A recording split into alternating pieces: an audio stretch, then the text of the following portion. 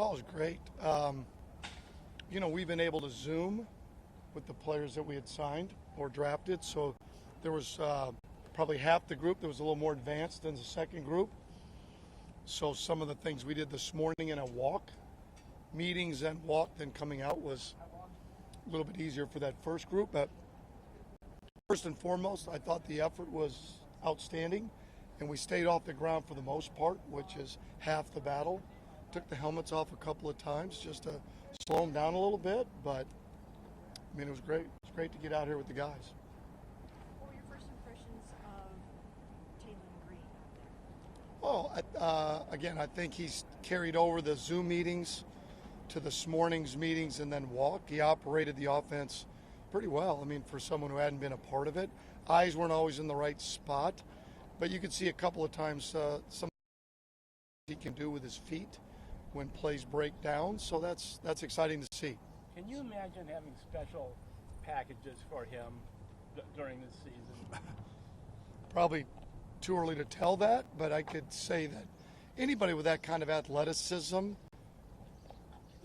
I think, should he progress in certain areas of his game, I think there would be a possibility of him, whether it's short yardage, once you get in the low red zone, maybe some third down stuff that we could utilize. With 25 invitees, how hard is it to put together the team drills in a week like this?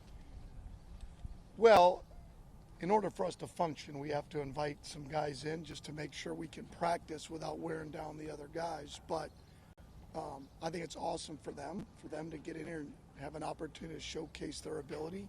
And they've certainly got to get up to speed, but it is difficult in team settings with invited guys because for those guys, you're not giving them iPads. We haven't Zoomed with them, so really they come in a little bit blind. So it is difficult from that end of it, but ultimately we expect that. We just want to see them move around and see their skill set. Todd, I know we've talked about in these practices it's difficult to tell a lot about a line, but when you have as many rookies as you do, what's important for Spencer and Austin and all those guys this week in Parker?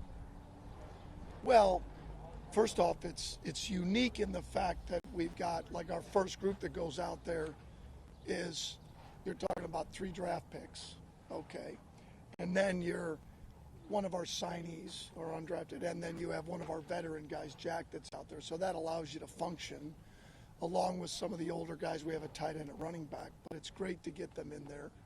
Obviously, they have a history of success, so it's easy for them to get frustrated when things don't go well, but it's just a start, day one, and I was extremely pleased with everybody that was out there, especially those guys. Todd, when you look at the development of Casey and Denzel, what's your kind of guiding principles when it comes to starting those rookie wide receivers off? Like, would you prefer to keep them at one position and just kind of develop that, or are you kind of throwing everything at them and putting them in different spots and kind of seeing how they take It's a great question. I think you're better off at most putting them in 2 spots. If you can keep them in one spot, that helps their development. But I don't think you can get away with that. They're going to have to learn at least a couple of spots. But you want them to be able to play fast, function without having to think. And that's been difficult wherever I've been when you've got a rookie. Happened a few years ago at the place I was before. And you've just got to be careful of putting too much on their plate. But I was awfully pleased with them today and how they functioned, got lined up. You can see their skill set. You certainly could today. With Casey coming off the scope, I know he's out there. Did you have to monitor his reps at all? We did. We monitored him a little bit. But he was cleared. He was good to go. Knee looks great. We just want to make sure we get through basically this weekend and the first week, so when the other guys get back and we're able to go like we are today and see what we got. Is that why he was working on the side with Christian Jones during some of the individual special team stuff? Some of that was because of that, and others we just want to get during special teams. If you're not involved in special teams, everybody has a role, so they get with their coaches. How about Spencer so far? How's he acclimating? I know it's super early, but just your first impressions.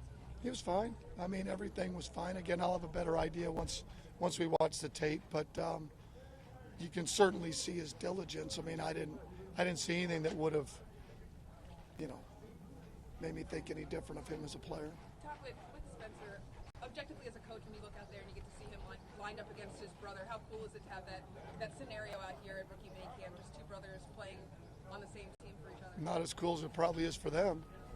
I mean, it's pretty cool, but I'm sure it's really cool for them. And they've been doing that for a few years now, and then to be able to carry it over now, I mean, hell, they're back there jawing right now. So, I mean, it's pretty cool for them. Todd, you mentioned some of the guys. How important is that for a player to have, a brother here that can kind of ease him into the NFL process? You'll have to ask them. I mean, more times than not, you don't have a brother here, so you got to figure it out. So, I mean, it'd be really cool if you could. I got a couple brothers. Screw it, just bring them in.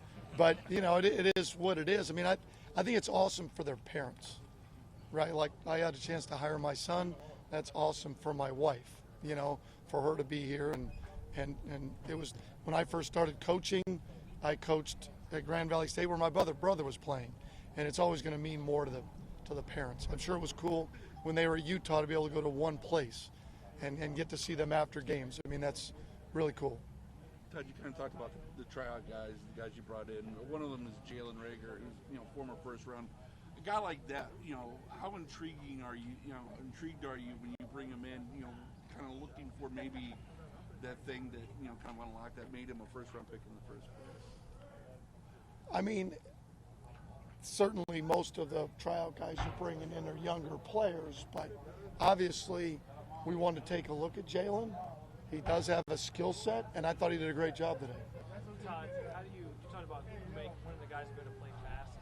Just how do you sort of balance, especially a rookie group, they're learning on the fly, there's a lot going on, giving them a lot, sort of seeing how it goes, but then also not giving them too much? That's hard. That's the sweet spot you're looking for. But early on, in the next 5 weeks after this weekend, it's our job to throw a lot at them, see what they're capable of processing, and certainly we can do it in terms of our system, streamlining things that we do for them, because we're going to have to get them on the field. So it'd be silly for us to put them in positions where they can't showcase their skill set or where they can't function and make plays. So got to throw a lot at them, and then once we come back for fall camp, really drill down as to where we want them. A couple more. I know it's rookie minicamp, but got the news today that Jeremiah Luciformo was starting on the PUP list.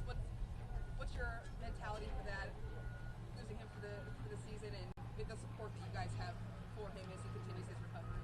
I don't really get into medical. That's for somebody other than me. In terms of Taylor, have you been involved with quarterbacks where you felt you were significantly able to elevate their passing? I know Lamar's passing was really good when you were there with him, but do you feel like do you sort of pride yourself on being able to take a sort of a raw talent like that and really hone the passing?